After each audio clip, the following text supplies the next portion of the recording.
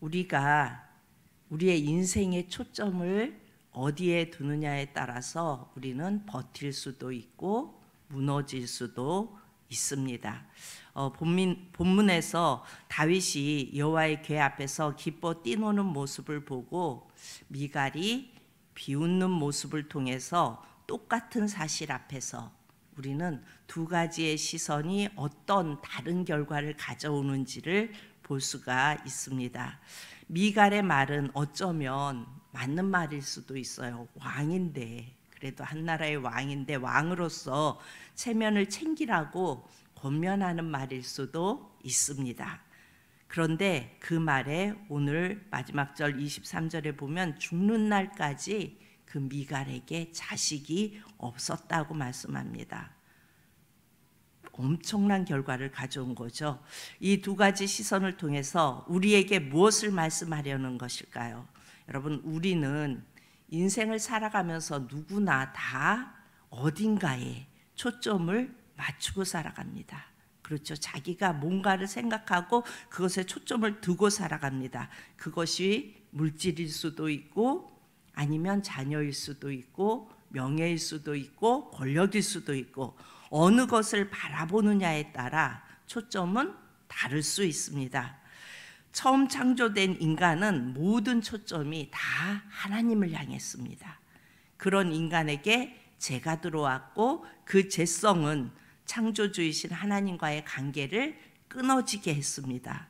관계가 끊어졌다는 것은 인생을 살아가면서 하나님을 바라볼 수도 그 하나님을 느낄 수도 그리고 그 하나님과 교제할 수도 없는 인생이 되었다는 겁니다. 그래서 창조주를 주목하려고 해도 그 죄성이 그 창조주를 주목할 수 없도록 그렇게 했습니다. 그러자 인간은 이제 어떻게 바뀌어갔어요? 이제 자신을 주목하기 시작했고 그리고 보이지 않는 것보다 보이는 것을 주목하기 시작합니다. 그래서 모든 사람들이 다 자기의 뜻대로 살아가잖아요. 그리고 보이지 않는 것보다 보이는 것 우선으로 살아갑니다. 그런 시선으로 보니까 주변에서 내가 어떻게 보이냐가 아주 중요해요. 또 타인에게 받는 평가가 우리 인간에게는 참 중요한 요소가 되었습니다. 그래서 남들에게 보이기 위하여 때로는 이렇게 가면을 쓰기도 하고 중요한 게 남들에게 보이는 게 중요하기 때문에 많은 인생들이 그렇게 가리면서 포장하면서 그렇게 살아가는 것을 볼 수가 있습니다. 인간의 죄성은 자신을 창조한 창조주를 모르게 해요. 그리고 다른 것에 초점을 두고 인생을 살아가면서 그것에 만족되지 않을 때, 내가 초점을 두고 살아가는데 만약에 물질에 초점을 두었다면 그 물질에 만족되지 않을 때 우리 인생은 고통을 느끼게 돼요. 또 자녀들에게 초점을 두고 살아가는데 그 자녀가 내가 원하는 대로 되어지지 않으면 고통을 느끼게 됩니다. 그렇죠?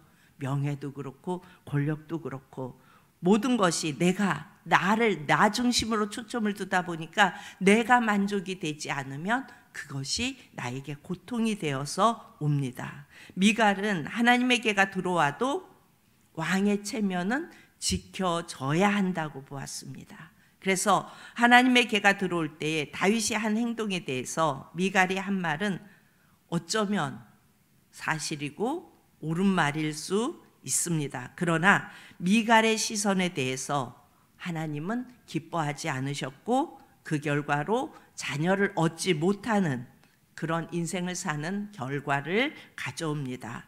다윗은 우사의 사건을 통해서 하나님의 개가 들어오기만 하면 된다고 생각을 했어요. 그러니까 아미나답의 집에 있는 그 괴가 그곳에 있으며 그 가정이 복을 받았다는 소식을 들어요.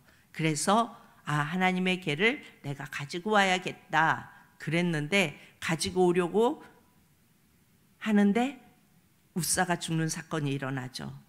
그때 뭘 생각해? 뭔가 이게 잘못됐나 하면서 마음이 상하기도 해요. 그 법궤를 가져오는 것은 다윗이 하나님은 내 편이다 라는 것을 내가 세운 3만 명의 그 지도자들에게 보여주기 위함이었는데 잘 안 됐잖아요. 그러니까 마음이 상해요. 그러면서도 하나님에 대한 두려움을 갖게 됩니다.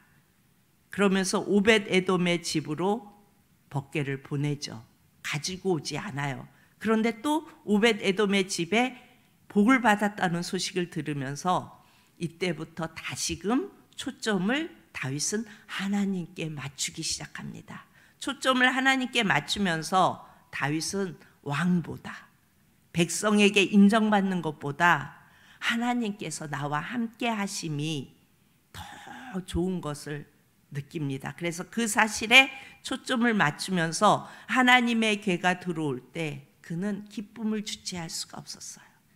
하나님께 초점을 맞출 때에 그 주님과 함께하는 그 기쁨은 이루 말할 수가 없는 거예요. 왕의 지위보다, 왕의 체면보다 하나님이 함께 하시는 것이 다윗은 더 중요했습니다. 하나님은 다윗과 미가를 통해서 우리가 신앙생활하면서 어디에 초점을 두어야 하는지를 드러내 보여주십니다.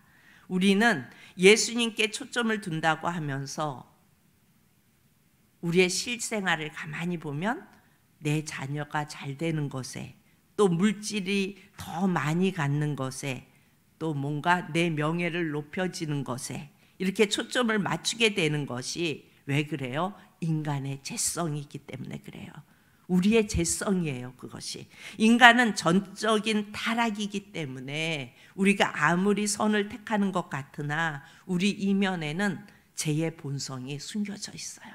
그래서 우리가 초점을 어디에 두느냐에 따라서 우리는 그렇게 자녀가 잘 되는 것에 이렇게 초점을 두고 살아갈 수밖에 없는 죄인이라고요. 다윗은 하나님만을 바라보며 자신의 몸이 드러나는 상황을 부끄러워하지 않습니다. 다윗은 세상이 부러워하는 왕이었지만 그 세상에 관심을 두지 않았고 자신을 왕으로 세워주신 그 하나님만을 바라보았습니다. 그럴 때 하나님은 다윗의 치부를 다 가려주시고 그리고 다윗으로 하여금 모든 민족 위에 높아지도록 그렇게 하나님이 만드셨습니다. 여러분의 인생의 초점은 어디에 두셨습니까? 여러분 한 발자국 물러서서 나 자신을 바라보면 내가 어디에 초점을 두었는지 드러납니다. 여러분 예수를 믿는 것은, 그러니까 우리가 믿음을 갖고 있죠. 그 믿음이라는 것은 세상적인 어떤 가치에 초점을 두는 것이 아니라 모든 초점을 예수님께 두고 그리고 어떤 것이 예수님을 기쁘게 할 것인가 그것에 대해서 고민하면서 매 순간 예수님을 붙잡고 때로는 세상이, 그러니까 세상에 보는 눈이 왜 저렇게 멍청한 짓을 해? 이렇게 여길지라도 그것이 예수님이 기뻐하시는 일이라면 담대하게 나아가는 것입니다. 감당하는 것입니다. 여러분 가끔 보면 아주 세상적으로 볼 때에 많이 공부했고 실력도 있고 굳이 그런 곳에 가서 그렇게 힘들게 살아가지 않아도 되는 그런 사람들이 모든 것을 다 내려놓고 아프리카 오지에 가서 그들을 치료하며 그들과 함께 생활하며 살아가는 모습을 보죠.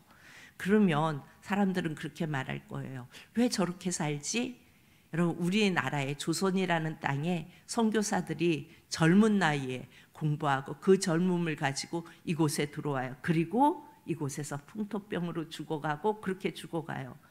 그것을 본 세상의 눈은 아니 왜 쓸데없이 그야말로 잘 알지도 못하는 그 조선이라는 그 후진 그곳에 가서 저렇게 죽어가고 저렇게 살아? 왜 그러지? 멍청한 짓을 안 해? 세상이 보는 눈은 그렇게 보여집니다. 그런데 그 죽음이 미랄이 되어서 이 땅에 복음이 선포되어지고 그리고 이 땅에 많은 자들이 예수님을 알아가고 그리고 예수님이 기뻐하시는 일이 되어지는 겁니다. 여러분 어디에 초점을 둔다는 것은 어디에 내가 초점을 두고 살아간다는 것은 참으로 중요합니다. 주님이, 우리는 예수님께 초점을 둘 때 주님이 우리를 높여주세요. 그리고 인생의 마지막까지 책임져 주시는 인생을 우리는 살아갈 수 있는 겁니다. 이 새벽에 나온 우리 사랑하는 성도님들 모두가 나의 인생은 예수님이 책임지는 인생이 되기를 원합니다. 그리고 우리 예수님께 초점을 맞추고 나갈 수 있기를 축복합니다. 기도합니다. 참 좋으신 아버지 하나님, 은혜를 감사합니다. 주님, 우리의